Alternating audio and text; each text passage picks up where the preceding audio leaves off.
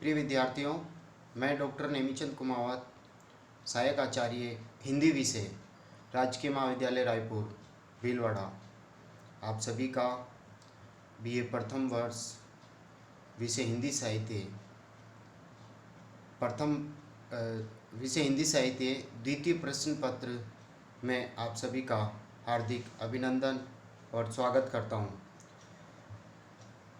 आयुक्तालय कॉलेज शिक्षा राजस्थान जयपुर और महर्षि दयानंद सरस्वती विश्वविद्यालय अजमेर द्वारा जारी पाठ्यक्रम के अनुसार जुलाई माह के पाठ्यक्रम में संकलित आपके द्वितीय प्रश्न पत्र में हिंदी भाषा और साहित्य का इतिहास निर्धारित किया गया है। जुलाई माह के पाठ्यक्रम में जो प्रश्न आपके बन रहा है वो है हिंदी भाषा से संबंधित प्रश्न। हिंदी भाषा का उद्भव और विकास को विस्तार से समझाइए, या हिंदी भाषा के उद्भव और विकास का वर्णन कीजिए, या हिंदी भाषा के विकास पर निबंध लिखिए। इस तरह से 20 अंकों का एक प्रश्न हिंदी भाषा के उद्भव और विकास से संबंधित आएगा। आप सभी ने 12th के बोर्ड के एग्ज़ाम्स दिए हैं, जिसमें बहुविकल्पी प्रश्न, अति लघुत्तरात्मक, लघुत्तरात्मक और निबंधात्मक श्रेणियों के प्रश्न आते थे। लेकिन यहाँ इस प्रश्न पत्र में जो हिंदी भाषा और साहित्य का इतिहास जो प्रश्न पत्र है आपका, इसमें हिंदी भाषा 40 अंकों का और हिंदी साहित्य का इतिहास 60 अंकों का, यानी दोनों विषय मिलाकर के 100 अंकों का आपके प्रश्न पत्र हैं। तो हिंदी भाषा से संबंधित जो आपका सिलेबस है उसमें हिंदी भाषा का उद्भव और विकास, साथ ही हिंदी भाषा से संबंधित 3 बोलियां, अवधी, ब्रज और राजस्थानी, यानी इन चारों उप शीर्षकों को मिलाकर के 20-20 अंकों के 2 प्रश्न आते हैं।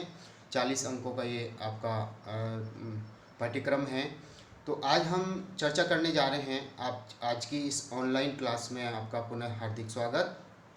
प्यारे विद्यार्थियों, ध्यान से सुनिए। हिंदी भाषा के उद्भव और विकास का मैं आपको अध्ययन करवा रहा हूँ। भारत में प्रमुख रूप से आर्य परिवार एवं द्रविड़ परिवार की भाषाएं बोली जाती है। उत्तर भारत की जो भाषाएं हैं वो आर्य परिवार की कहलाती है, और दक्षिण भारत की जो भाषाएं हैं वो द्रविड़ परिवार की कहलाती हैं। उत्तर भारत की आर्य भाषाओं में संस्कृत भाषा सबसे प्राचीनतम है, जिसका प्राचीन रूप हमें ऋग्वेद में देखने को मिलता है।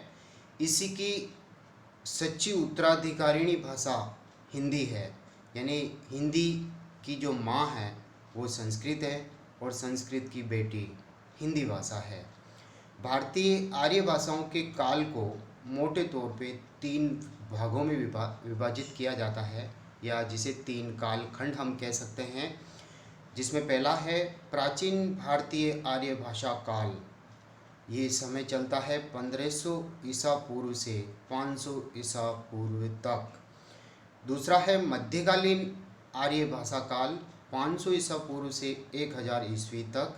तीसरा है आधुनिक भारतीय आर्य भाषा काल, 1000 ईस्वी से अब तक, यानी ये जो तीसरा है इसी से ही हिंदी भाषा का विकास होता है।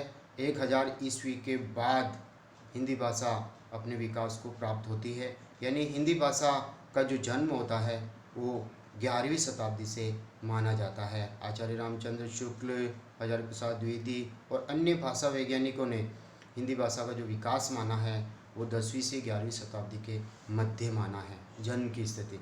तो अब हम आगे बढ़ते हैं। ये जो भारतीय आर्य भाषाओं के काल को जो 3 भागों में विभाजित किया जाता है उसका विस्तार से हम अध्ययन कर रहे हैं। पहला है प्राचीन भारतीय आर्य भाषा काल, 1500 ईसा पूर्व से 500 ईसा पूर्व तक का इसका समय है। इस काल में वैदिक संस्कृत एवं लौकिक संस्कृत 2 भाषाएं थी, यानी प्राचीन भारतीय आर्य भाषाएं वैदिक संस्कृत और लौकिक संस्कृत हैं।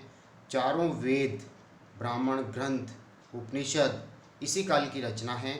इनमें भी भाषा का एक रूप नहीं है। ऋग्वेद संस्कृत का सबसे प्राचीनतम ग्रंथ माना जाता है। दूसरी ओर लौकिक संस्कृत में भी रामायण एवं महाभारत जैसे महान महाकाव्य लिखे गए हैं। इस काल की भी भाषा योगात्मक थी, यानी संश्लिष्ट थी, विश्लेषणात्मक नहीं थी। शब्दों में जो धातु रूप सुरक्षित थे, भाषा में संगीतात्मकता थी, यानी पदों को, छंदों को, चरणों को गाया जाता था, संगीतमयता, लय था उनमें। पदों का स्थान निश्चित नहीं था, जिस तरह से अभी कर्ता, कर्म, क्रिया का जो निश्चित है, उस समय पदों का कोई क्रम निश्चित नहीं था। शब्द भंडार में भी तत्सम शब्दों की प्रचुरता थी। तत्सम यानी संस्कृत के तत्सम शब्द ही प्रचलन में अधिक थे। अब इसको भी हम मोटे तौर पे दो भागों में विभाजित कर सकते हैं। जो प्राचीन भारतीय आर्य भाषा काल है, इसमें वैदिक संस्कृत, जिसमें वेदों वगैरह की रचना हुई है, 1500 ईसा पूर्व से 800 ईसा पूर्व तक का समय वैदिक संस्कृत भाषा का माना जाता है, लगभग 700 वर्ष तक का। दूसरी जो भाषा है इसी से विकसित हुई है, बोलचाल की भाषा जो थी लौकिक संस्कृत, और इसका समय 800 ईसा पूर्व से 500 ईसा पूर्व तक। ये जो ईसा पूर्व चलता है ये उल्टे क्रम से चलता है, और सन जो चलता है वो सीधे क्रम से आगे की ओर बढ़ता है, इसलिए ये ईसा पूर्व। और ये लौकिक संस्कृत का जो समय है वो 300 वर्ष तक का है, यानी कुल 1000 वर्ष तक के बीच का जो समय है वो प्राचीन भारतीय आर्य भाषा काल का कहलाता है, जिसमें वैदिक संस्कृत और लौकिक संस्कृत दो भाषाएं प्रचलन में थी। हम दूसरे विभाजन की ओर बढ़ते हैं, और वह है मध्य भारतीय आर्य भाषा काल। 500 ईसा पूर्व से 1000 ईस्वी तक का इसका समय माना जाता है, यानी हिंदी भाषा का उद्भव और जो विकास हुआ उसके पूर्व की जो भाषाएं हैं वो है प्राचीन आर्य भाषा और मध्यकालीन आर्य भाषा। अब मध्यकालीन आर्य भाषाओं को भी हम 3 कालखंडों में सुविधा की दृष्टि से विभाजित कर सकते हैं। पहली है पाली भाषा, जिसमें बौद्ध साहित्य लिखा गया, प्राकृत भाषा जिसमें जैन साहित्य लिखा गया, और अपभ्रंश भाषा जिसमें आदिकाल के आसपास का साहित्य इसमें लिखा जाता है। आदिकाल के पूर्व तक की जो अवध हिंदी कहलाती है, प्राचीन हिंदी जो कहलाती है, वो समय। तो देखिए, पाली भाषा 500 ईसा पूर्व से 1000 ईस्वी तक प्रचलन में थी। इसे प्रथम प्राकृत के नाम से भी जाना जाता है। दूसरे नंबर पे प्राकृत भाषा है 1 ईस्वी से 500 ईस्वी तक, यहाँ से ईस्वी सन आरंभ होता है, 1 ईस्वी से 500 ईस्वी तक। इसके पहले का जो समय है वैदिक संस्कृत, लौकिक संस्कृत और पाली भाषा, ये ईसा पूर्व से चल रही है, 1500 ईसा पूर्व से लेकर के ये जो समय इसका दिया गया है। दूसरी प्राकृत भाषा 1 ईस्वी से 500 ईस्वी तक, इसे द्वितीय प्राकृत के नाम से जाना जाता है।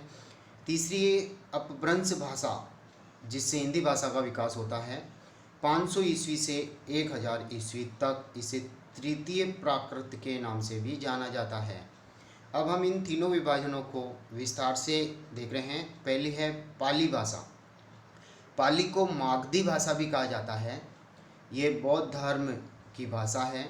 बौद्ध साहित्य पाली भाषा में ही लिखा गया है, अतः पाली भाषा का साहित्य अत्यंत विस्तृत है। इसमें भगवान बुद्ध के उपदेशों तथा वचनों का संग्रह हुआ है।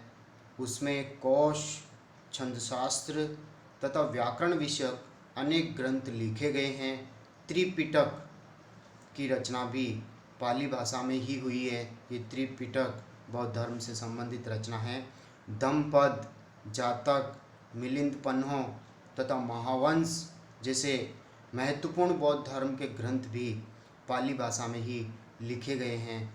अशोक के शिलालेखों में भी पाली भाषा का ही प्रयोग हुआ है, जिसे अभिलेखीय प्राकृत भी कहा जाता है। अभी मैंने ऊपर बताया आपको, पाली भाषा को प्रथम प्राकृत के नाम से भी जाना जाता है। पाली का एक अर्थ गांव की भाषा भी होता है। संभवतः ग्रामीण जीवन की बोलचाल की भाषा के कारण इसे प्रथम प्राकृत के नाम से भी जाने लगा, यानी प्रथम प्राकृत भी कहा जाता है। दूसरे नंबर पे हम मध्यकालीन आर्य भाषाओं का पहला पाली भाषा और दूसरा है प्राकृत भाषा के विभाजन की ओर हम आगे बढ़ते हैं। प्राकृत भाषा बोलचाल की भाषा होने के कारण पंडितों में प्रचलित नहीं थी। संस्कृत नाटकों के जो अधम पात्र यानी निम्न श्रेणी के पात्र जो होते थे वो इसी बोली का प्रयोग करते थे। और मैंने अभी बताया पाली भाषा में बौद्ध साहित्य, बौद्ध धर्म से जुड़ा हुआ उपदेशों का साहित्य उसमें लिखा गया, धर्म से संबंधित साहित्य लिखा गया। इसी तरह से प्राकृत भाषा जो मध्यकालीन आर्य भाषा का जो दूसरा प्रकार है प्राकृत भाषा, इसमें जैन साहित्य लिखा गया है।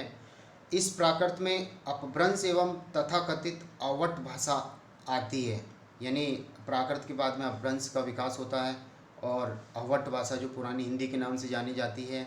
कुछ विद्यापति ने भी अपनी 2 रचनाएं कीर्तिलता, कीर्ति पताका जैसी रचनाएं अपभ्रंश में लिखी है, अवट भाषा के नाम से उसको जानी जाती है। चंद्रधर शर्मा गुलेरी जी ने भी सो अवट को पुरानी हिंदी कह करके पुकारा है, यानी 1000 ईस्वी से पहले का कालखंड। वस्तुतः यही असली प्राकृत है जिसमें अनेक प्रकार के साहित्यिक और धार्मिक ग्रंथ लिखे गए थे। इसके कालांतर में अनेक भेद प्रभेद किए गए हैं, जिनमें शोरसेनी, पैशाची, महाराष्ट्री, मागधी, अर्धमागधी, ब्राह्मण, खस, टक और केकय प्रमुख हैं। ये सारे जो विभाजन हैं वो प्राकृत भाषा के प्रकार हैं। आगे चल कर के यही प्रकार अपभ्रंश भाषा के प्रमुख प्रकारों में सम्मिलित हो जाते हैं। इनका सामान्य परिचय इस प्रकार हैं। देखिए, शोरसेनी प्राकृत, यानी प्राकृत भाषा का पहला प्रकार है शोरसेनी।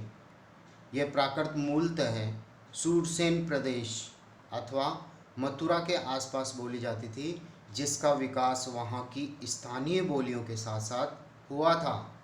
मध्य प्रदेश की भाषा होने के कारण कुछ विद्वान उसे संस्कृत की ही भांति उस काल की मानक भाषा मानते हैं। यह भाषा संस्कृत भाषा से भी बहुत अधिक प्रभावित है। संस्कृत के नाटकों के गद्यांशों में इसी का प्रयोग हुआ है। कर्पूर मंजरी तथा अश्वघोष के नाटकों में इसी शोरसेनी प्राकृत की प्रचुरता मिलती है। तो ये पहला प्रकार था प्राकृत भाषा का, शूरसेनी प्राकृत, जो मथुरा और शूरसेन प्रदेश के आसपास बोली जाती है। दूसरा प्रकार है पैशाची प्राकृत, यानी यह उत्तर पश्चिम में कश्मीर के आसपास की भाषा थी। महाभारत में जिस पिशाच जाति का उल्लेख हुआ है उनके बोलचाल की भाषा प्राकृत पैशाची कहलाती थी। वृहद कथा मंजरी और कथा सरित सागर नामक 2 ग्रंथ पैशाची प्राकृत के ही रूपांतर माने जाते हैं। तो इन 2 प्रकार शोरसेनी और पैशाची के आगे पैशाची से हम आगे बढ़ते हैं। तीसरा प्रकार महाराष्ट्री प्राकृत। इसका मूल स्थान महाराष्ट्र प्रदेश माना जाता है, जहाँ से मराठी भाषा का उद्गम और विकास हुआ है।